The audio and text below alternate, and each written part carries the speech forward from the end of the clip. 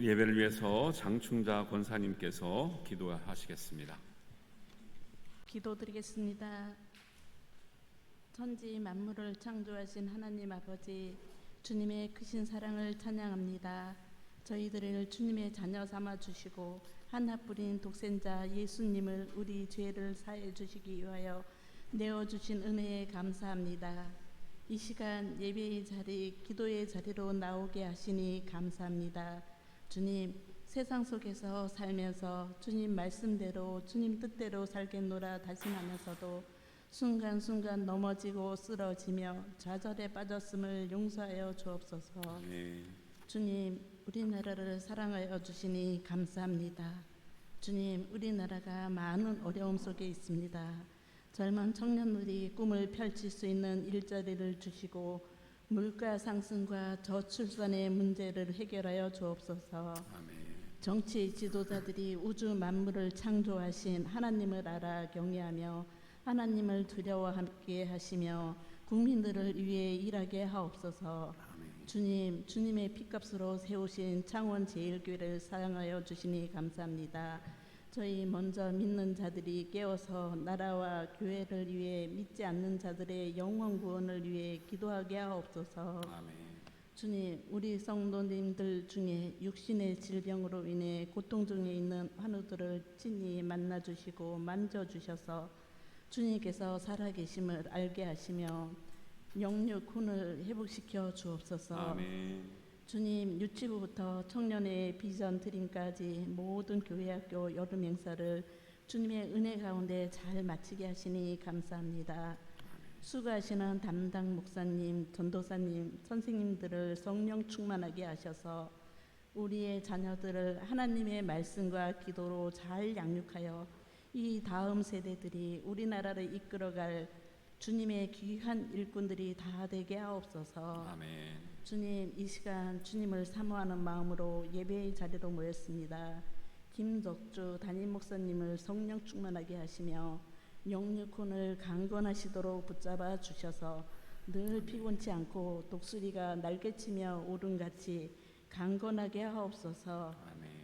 목사님을 통하여 하나님의 말씀이 선포될 때 우리 모두 아멘으로 화답하게 하시고 마음판에 새기게 하여 주옵소서. 아멘.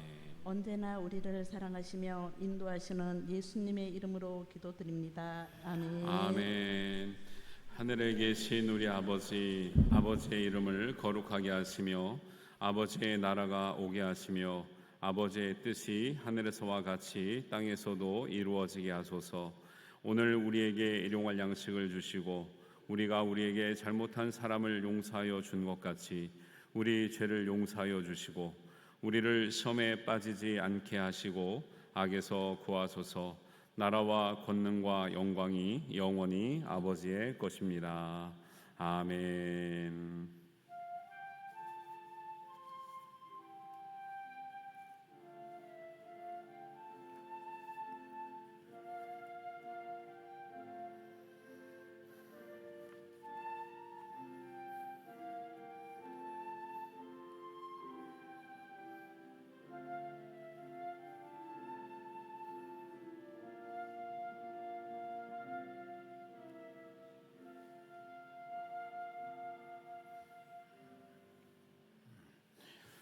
네, 교회 소식입니다. 오늘 청년부가 일주일간의 비전 트림을 마치고요. 오늘 도착할 때까지 48시간을 잠을 못 잤다네요. 그래가지고 목사님부터 장로님, 청년들이 비몽사몽에 왔는데 무사히 잘 마치고 돌아왔다고 합니다. 여러분들의 기도해 주셔서 너무 감사하고요. 또 후원해 주시고 또 마음 써주시는 분들께 감사의 말씀을 드립니다. 우리 청년부가 하나님의 큰 비전과 꿈을 품고 성장할 수 있도록 계속 기도해 주시기를 바랍니다. 이번 주 오후 예배는 친교 구역장 구역강사 헌신 예배로 드립니다. 제가 출석 부르려고 합니다. 구역장님, 강사님, 교구장님 다 모여서 제가 자리에도 이제 팻말을 세워드리려고 할 거예요. 지금 뭐 나는 빠지겠다 이런 분이 있으셔서 제가 자리 이름을 다 써드릴까 거기다가 순수하게 말씀드릴 때 잘 참석해 주시길 바라고요. 이번 주일은 친교 주일입니다. 지난주에 광고를 못 해드렸는데 친교주일인 거 아시고 우리 좋은 교제 시간 나누시다가 우리 구역장님, 강사님 혼신예배에 참석하시기를 바랍니다. 그리고 전국 여지련의 수련회가 어제 마치고 오늘 이렇게 도착했습니다. 그래서 큰 은혜 받았다고 귀한 강사님 모시고 좋은 시간 됐습니다. 내년에는 제가 같이 동행해가지고 우리 권사님들 대대적으로 한번 그냥 버스 한 대 이상 가야 될 것 같은데요.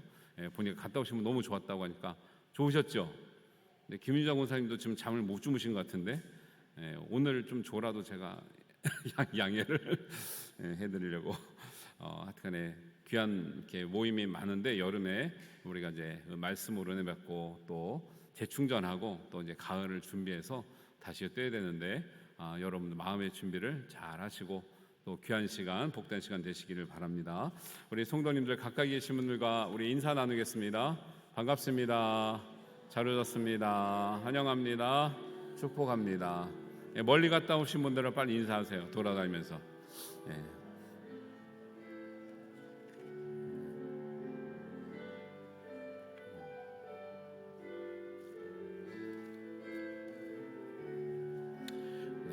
감사합니다.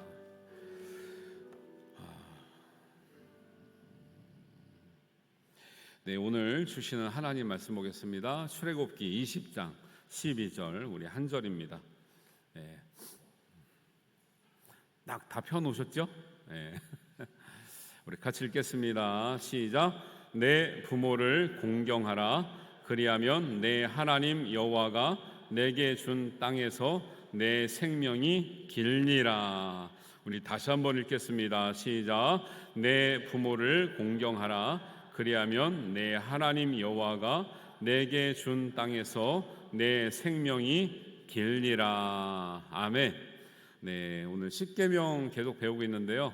복습합니다. 우리 십계명을 다 배우고 나면 이제 10계명을 이제 외울 수 있을 수준이 되면 좋겠어요. 근데 어렵지 않아요. 이렇게 보면 하나하나 찬찬히 이렇게 우리가 생각이 어렵지 않기 때문에 우리가 10개를 갑자기 평소에 생각이 없다가 외우라 그러면 어렵지만 하나씩 보면 어렵지 않습니다. 복습합니다. 1계명 뭐죠? 나 외에 다른 신들을 내 앞에 두지 말지니라 그랬죠. 두 번째는 뭘 만들지 말라고요? 우상 만들지 말고 절하지 말라. 세 번째는 누구의 이름을? 하나님의 이름을 망령되게 부르지 말라. 네 번째는 뭘 지켜야 돼요? 안식일을 기억하여 거룩하게 지키라. 이게 잘하시잖아요 벌써. 다섯 번째는 오늘 한 것처럼 내 부모를 공경하라.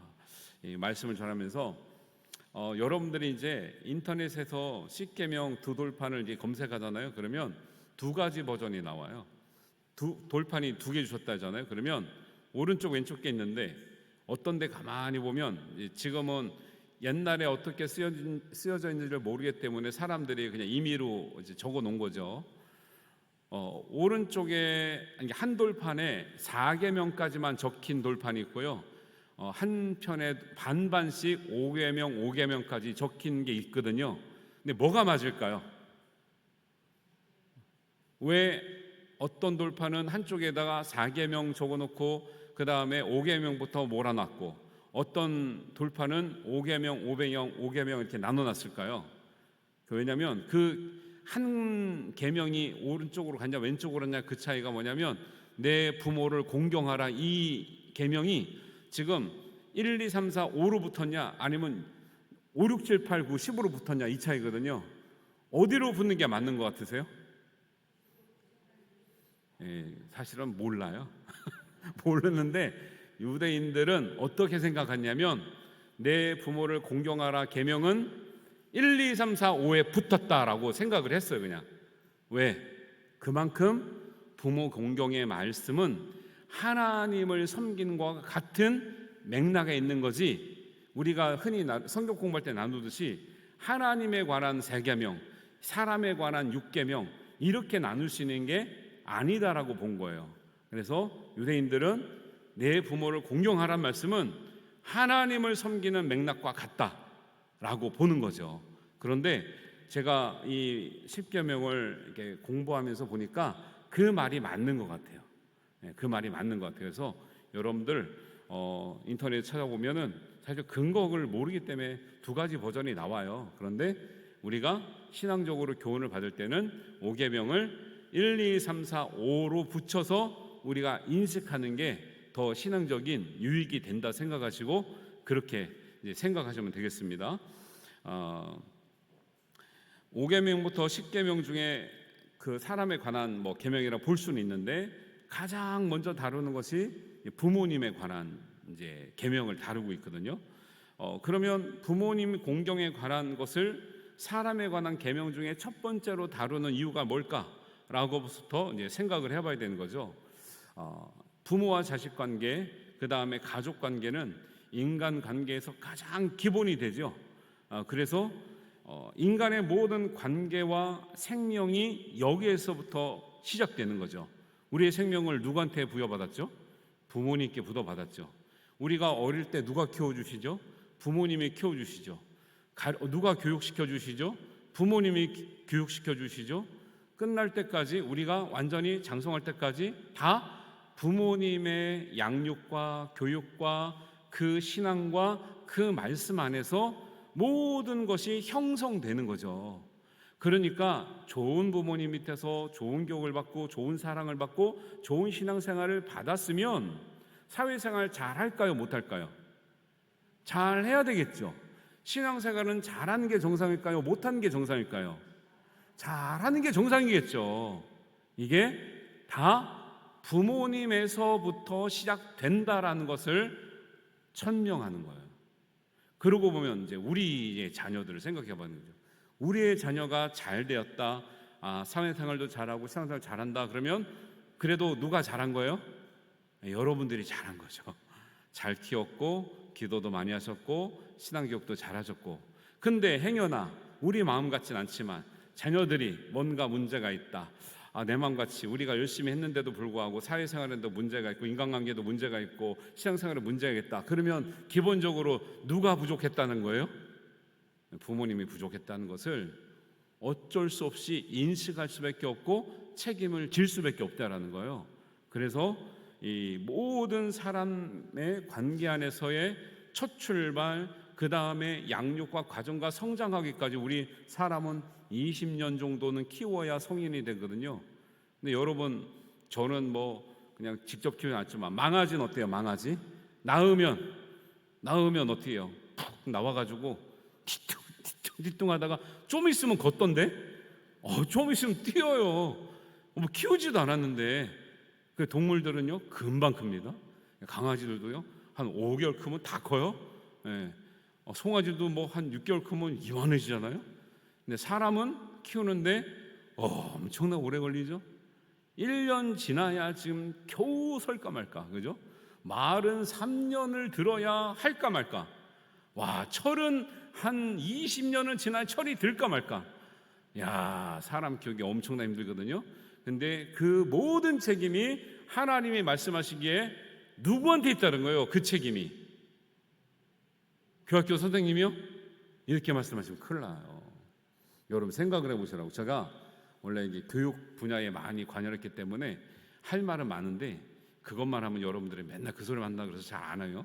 근데 이제 오늘 관련돼 있으니까 아이들이 하루 24시간을 이제 잡으면 일주일이면 168시간이죠.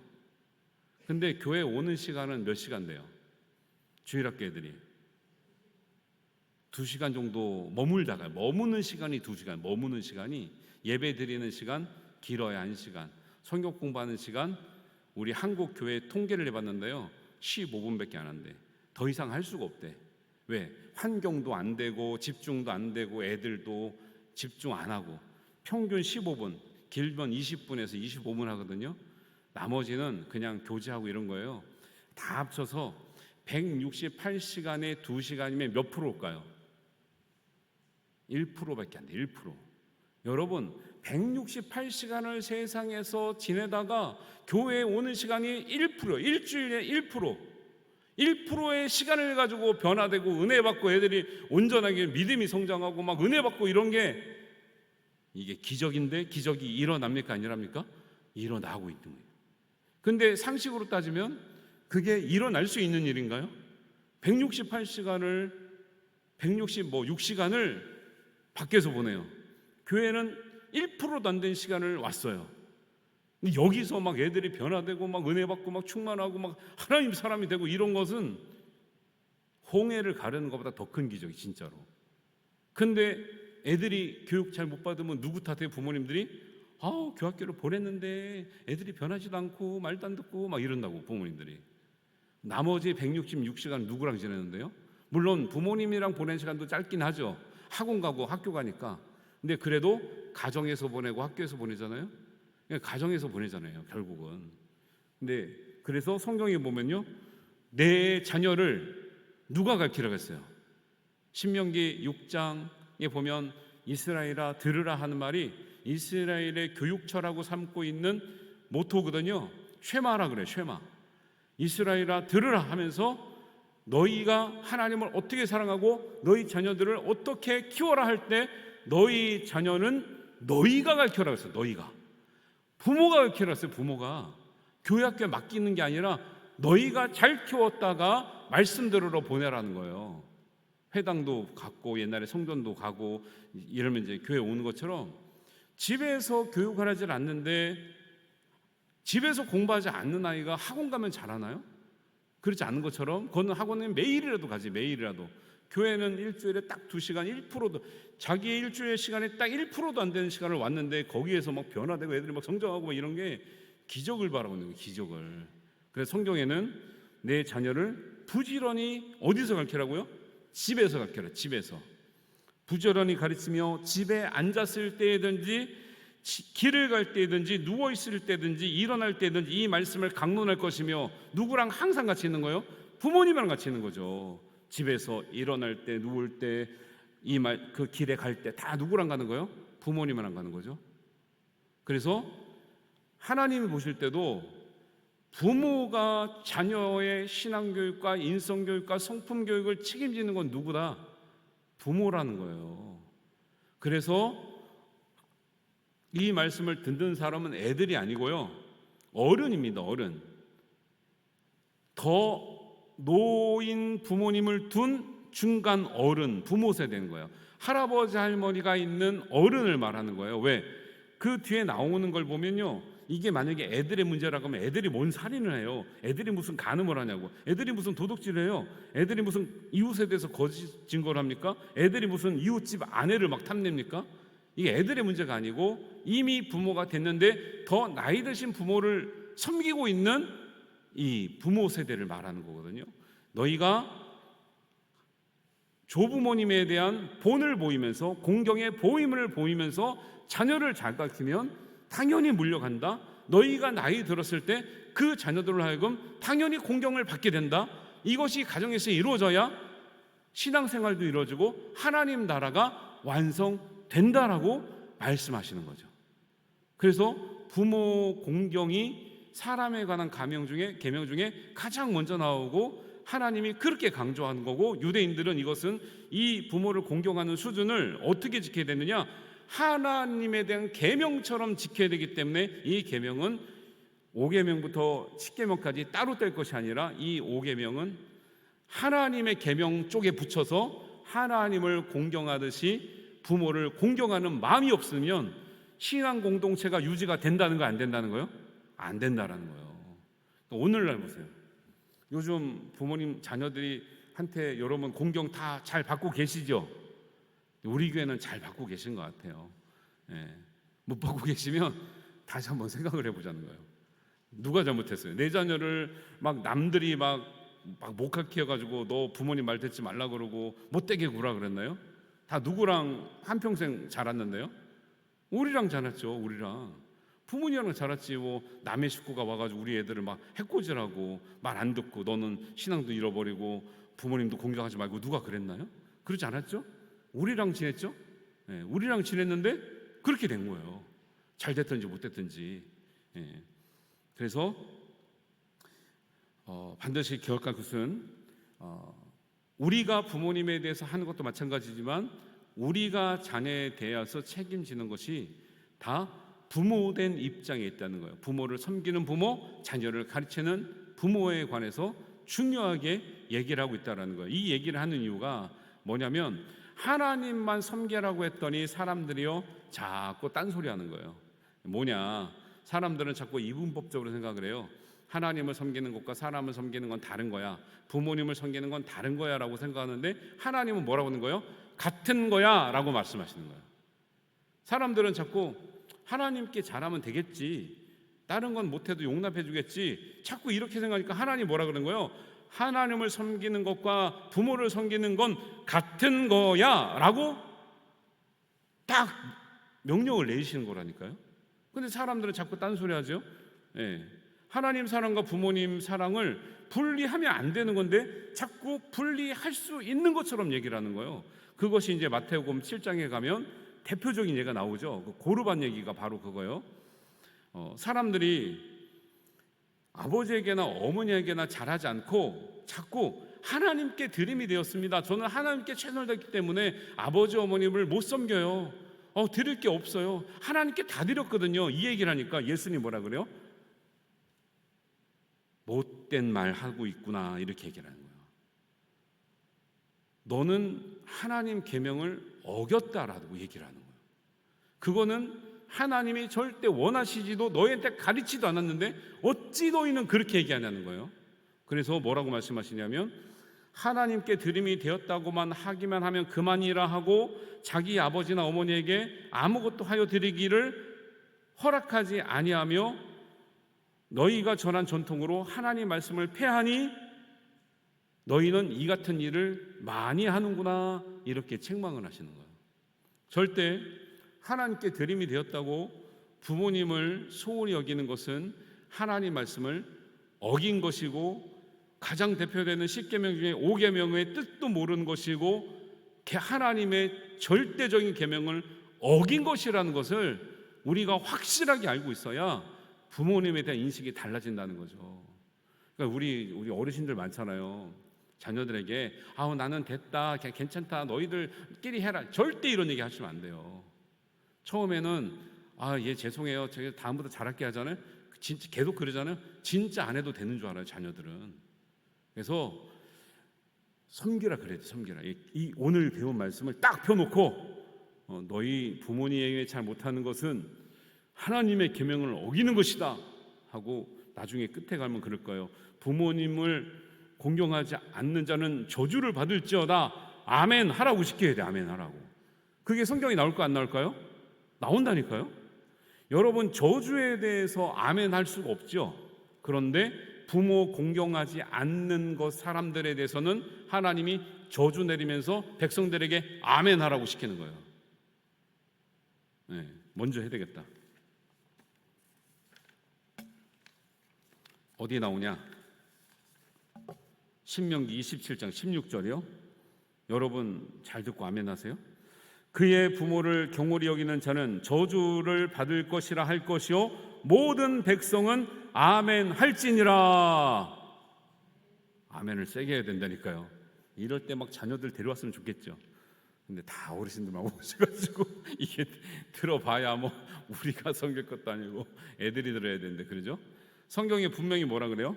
부모를 경홀히 여기는 자는 저주를 받을 것인데 아멘 하라는 거예요. 아멘. 예.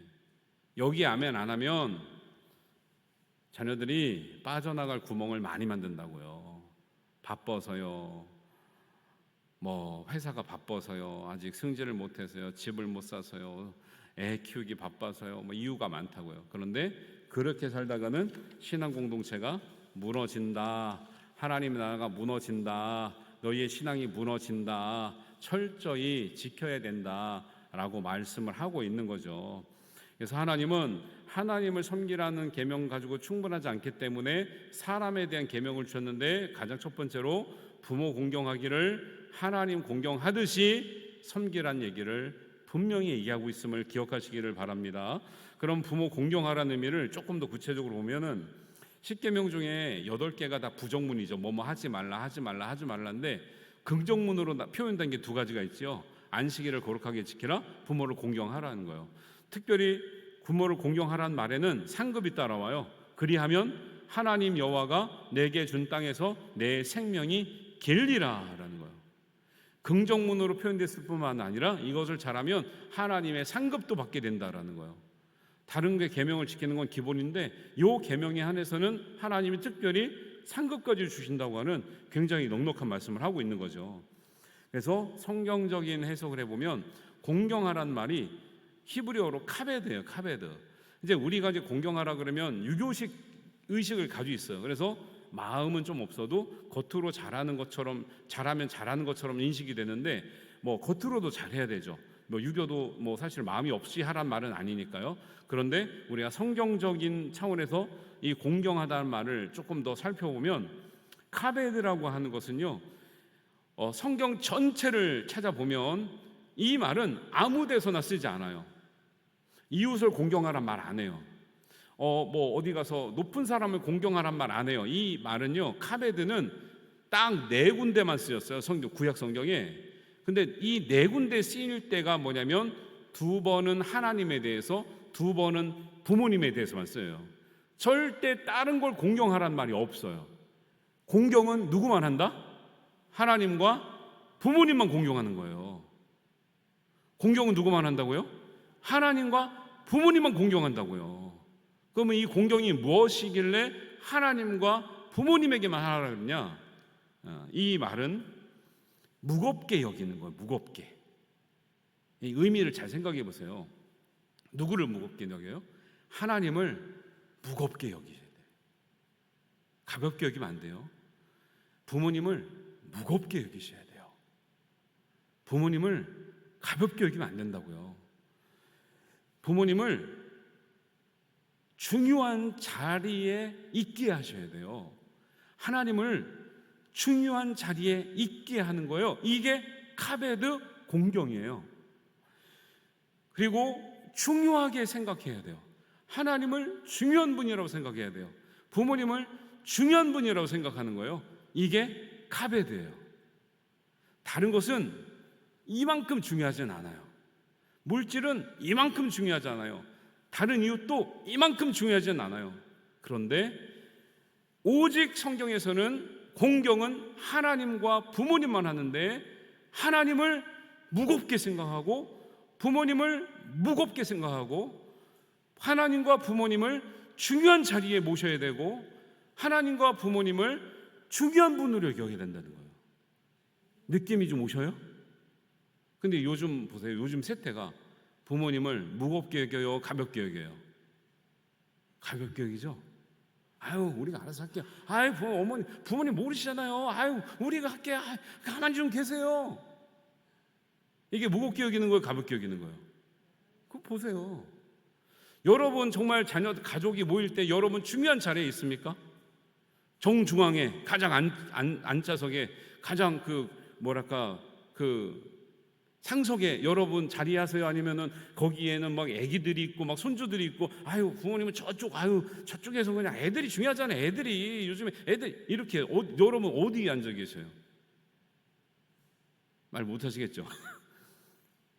하나님과 부모님은 중요한 자리에 정중앙에 가족의 가장 중심에 있어야 될 분이라는 거예요. 이거 안 지키면 공경 안 하는 거예요. 아니 부모님을 저 끝에 저기서 좀 드셔요. 알아서 드셔요. 애기들이 이러면 이거 큰일 나는 거예요. 그러면 그 애기들은 모르지만 이제 초등학교 가고 중학교 가면 배워요, 안 배워요? 배우죠. 그러니까 옛날 같은 뭐예요? 아들이 커가지고 나무를 다듬어가지고 뭐 뚝딱뚝딱 하고 있는데 뭐 만드니? 그랬더니 지게 만든다 하잖아요. 지게는 뭐하게? 얘 아버지 나이 드셔서 저기 산에다 갖다 모시려고요. 이런 데잖아요. 옛날 얘기가. 왜요? 그 아들이 뭘 봤는데요? 자기 아버지가 할아버지 갖다 버리는 거 봤잖아요. 옛날에 고려장이라서 봤잖아요. 아, 그러면 그렇게 해야 되는 것보다 하고 하는 거죠. 여러분 지금이라도 여러분 부모 되신 분들은 그 중요한 자리를 양보하시면 안 되고요. 자녀들은 그 중요한 자리를 애들이 차지하게 하면 안 돼요. 그거는 우리가 무슨 윤리 도덕을 떠나서 하나님의 계명이 무엇을 말씀하신지를 잘 알아야 계명대로 사는 거죠. 공경하란 말은 하나님과 부모님에게 안 쓴다 그랬어요. 카베데라는 말은 하나님과 부모님을 무겁게 여기는 거예요. 하나님과 부모님이 중요한 자리에 계시도록 모시는 거죠. 그리고 하나님과 부모님이 중요한 분이라는 것을 항상 생각하고 사는 거죠. 이게 성경이 말하는 공경이라는 거예요. 네. 저도 연구하면서 보니까 이거 몰랐어요. 하나님과 사람에게 쓰는 말인 줄 몰랐어요, 사실은. 근데 연구해 보니까 이게 진짜 하나님과 사람밖에 안 쓰는, 찾아보니까 진짜 딱 4번밖에 안 쓰이거든요. 잠언하고 이사야 하나님을 공경하라고 그러고, 이렇게 출애굽기하고 신명기에 부모님을 공경하라 나와요. 딱 4번밖에 안 나와요. 이 공경이란 말이, 카베드란 말이 4번밖에 안 나온다고. 그러니까 하나님께서 이 단어 자체를 함부로 쓰지 않는 거, 하나님 자체도. 그래서 이 언어를 이해하는 게 되게 중요하거든요. 여러분, 이렇게 공경하시기를 주님의 이름으로 축원합니다. 그래야 하나님이 진짜 계명을 지킨 사람들에게 하나님이 너희에게 준 땅에서 생명이 길 수 있도록 우리의 길을 열어주실 줄로 믿습니다. 이렇게 공경해야 열리는 거지. 우리가 고르반 얘기하고 부모님을 가볍게 여기고, 부모님 저쪽 가 계시고 애들이 먼저 오고 막 부모님 나중에 이렇게 하면은, 이거는 그게 잘하는 것 같아도요, 얼마나 하나님 뜻에서 벗어나고 있는지 몰라요. 그래서 왜 부모님을 공경하는 게 중요한가 해서, 첫 번째는 부모님 우리의 생명과 삶의 터전으로 우리 다 마련해 주었다 그랬잖아요. 그러니까 부모를 공경하지 않은데 부모님이 주신 것을 누가 공경을 하겠습니까? 그래서 우리의 삶의 터전을 마련해 주신 생명의 근원이 되신 우리의 부모님이기 때문에 부모를 공경해야 될 이유가 있고요. 두 번째는 부모 공경을 통해서 하나님은 복을 주시겠다 했어요. 부모 공경을 안 하고 다른 것을 통해서 복을 받을 생각하지 마시고, 성경에 있는 대로 부모 공경을 통해서 하나님의 주신 은혜를 누리시게 되기를 바랍니다. 그러니까 요즘에는 자식이 우상이잖아요. 자식이 우상. 자식한테 절절절절 매잖아요. 그러니까 이제 나중에 자식들이 알아요, 내가 우상인 거. 그러니까 이제 나는 이런 가정을 제일 이해를 못 하겠어요. 부모님은 애한테 존댓말을 해요. 근데 애가 부모님도 반말을 해. 나는 이런 가정은 내가 이해를 못 하겠다고 그래. 근데 왜 그렇게 사는지 몰라요. 우리처럼 그냥 시원하게 서로는 아니지. 부모는 애들한테 반말할 수 있어야지, 그걸 그랬어요, 잘했어요 그랬더니 애들은 싫어 뭐 이러고 있어. 참네. 야, 참 교육이 있지. 이런 교육이 어디 있어 이게. 안 할래 참, 부모가 종이에요, 종? 그렇게 하지 말라 그랬잖아요. 그거는 공경하는 게 아니죠. 이거 부모가 어떻게 자식을 공경하고 있냐고. 그런 말을 없어요. 부모가 자식을 공경하란 말은 말 자체가 없어요. 그죠? 그런 단어를 절대 쓰면 안 돼요. 그런 망령되게 일컫는 거예요, 진짜로. 왜? 하나님은 이 단어를 쓸 때 신중하게 하나님과 부모에 대해 썼는데 우리가 거꾸로 쓰면 안 되겠죠. 그리고 부모와 관계 안에서 모든 인간관계가 기초가 형성되기 때문에 부모를 공경하는 데서부터 하나님은 모든 것을 이루어 가신다는 거고, 부모는 하나님과 이웃을 연결하는 중요한 다리 역할을 하는 거죠. 왜? 5계명을 잘 지키면 뒤에 나오는, 보세요. 부모를 진짜 부모님의 어떤 성품의 교육을 받고 신앙의 교육을 받고 옳은 교육을 받았어요. 그러면 그런 아이들이 살인하겠습니까? 간음하겠습니까? 도둑질하겠습니까? 거짓 증거하겠습니까? 이웃의 것을 탐내겠습니까? 집에서 그렇게 가르쳐요? 그렇게 안 가르치죠? 근데 왜 나가서 그렇게 하고 다니는 거예요? 집에서 문제가 있는 거죠. 그런 것들을 잘 생각해야 되는 거죠. 그래서 이 부모를 공경하라는 이 말 속에서는요, 모든 이웃과의 관계를 다 포함하는 말인 거죠. 부모를 진짜 공경한 자들이 이렇게 나가서 이렇게 하겠냐는 거예요. 살인이 이게 함부로 할 것도 아니고, 간음도 이게 함부로 할 것도 아니고, 도둑질도 마찬가지. 어디 이런 일을 하겠습니까? 부모님 말씀을 잘 따라 배웠다면. 근데 요즘에 부모님 마음 같지 않은 자녀들이 많잖아요. 근데 근본적으로 생각해 보자는 거예요. 어디서부터 잘못됐는가? 지금이라도 기도로 우리가 회개할 것도 있지만 자녀에 대해서 하나님 앞에 올바른 관계를 맺는 것들을 노력해야 되는 거죠. 그래서 이런 것들을 봤을 때 이제 부모 공경을 그럼 구체적으로 어떻게 해야 되냐 살펴보면은 일단 부모님 중에 가장 나이 많으신 부모님을 가장 우대해야 되는 거죠. 예.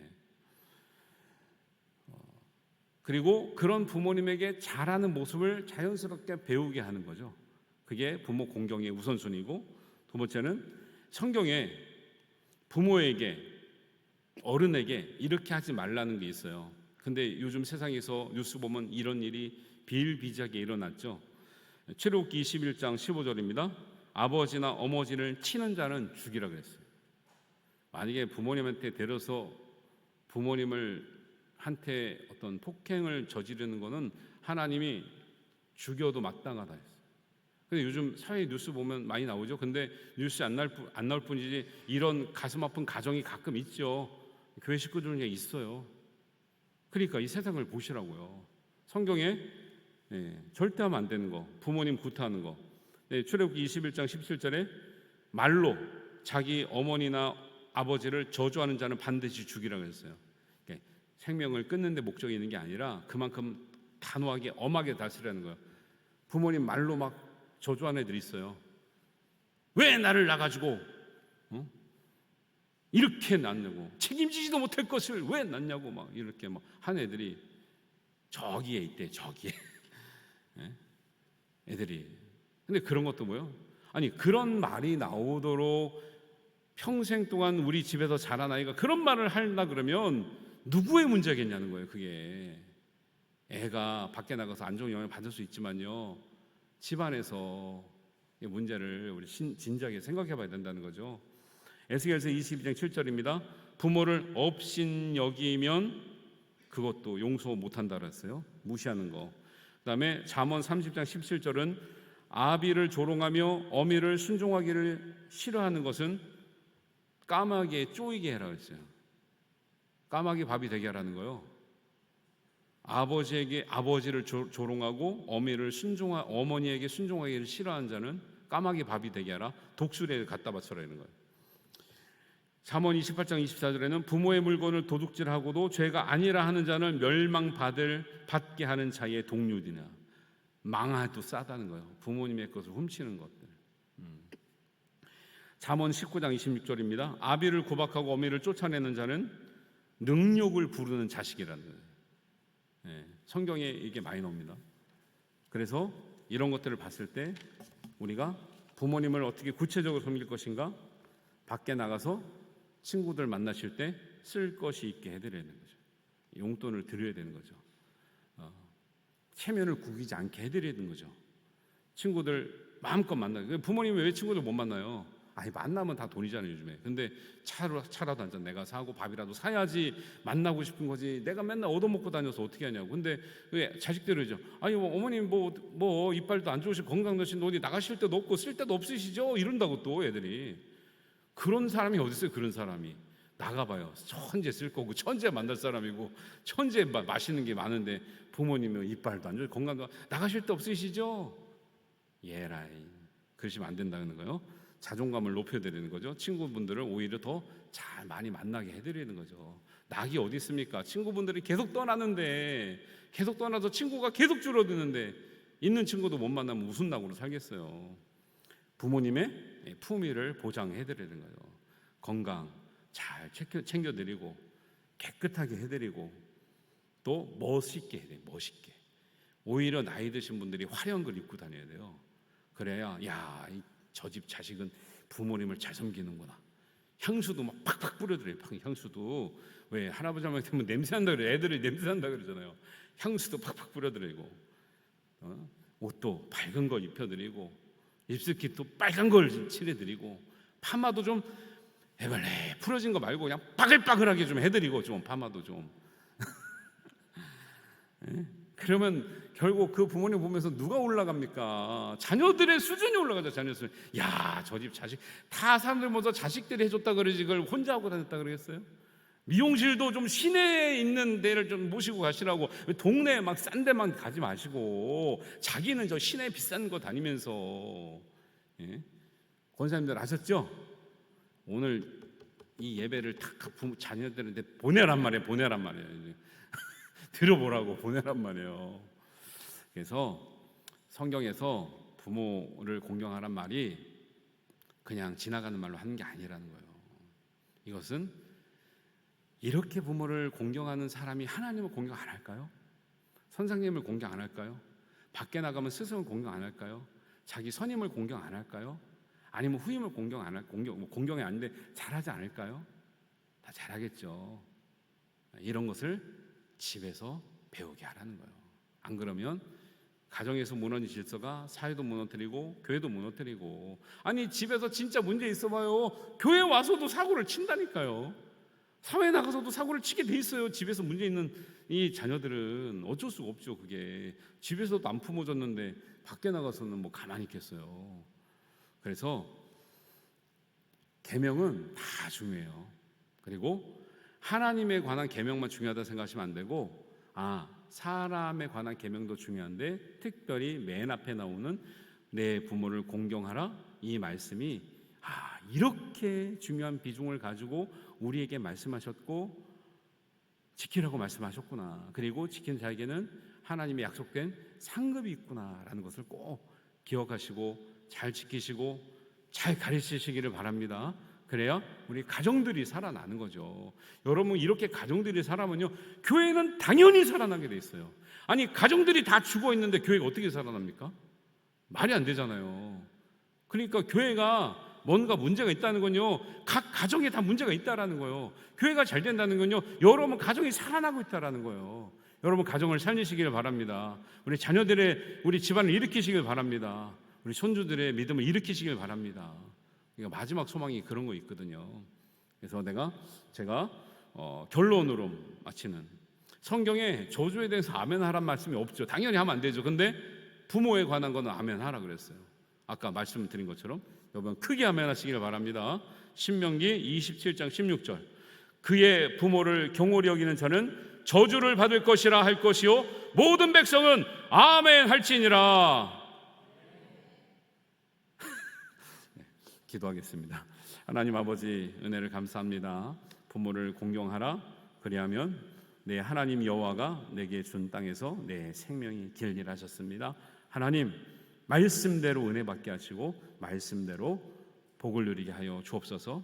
세상 복이 아니라 하나님께서 약속하신 복, 하나님의 계명을 지키기 때문에 자연스럽게 우리의 것이 되는 은혜와 복을 누리는 우리의 모든 성도 되게 하여 주시옵소서. 하나님께서 이루실 줄 믿사오며 우리의 가정들을 회복시키시고 교회를 일으키시며 하나님 나라를 완성하실 줄 믿사옵고 우리 주님 예수님의 이름으로 기도하옵나이다.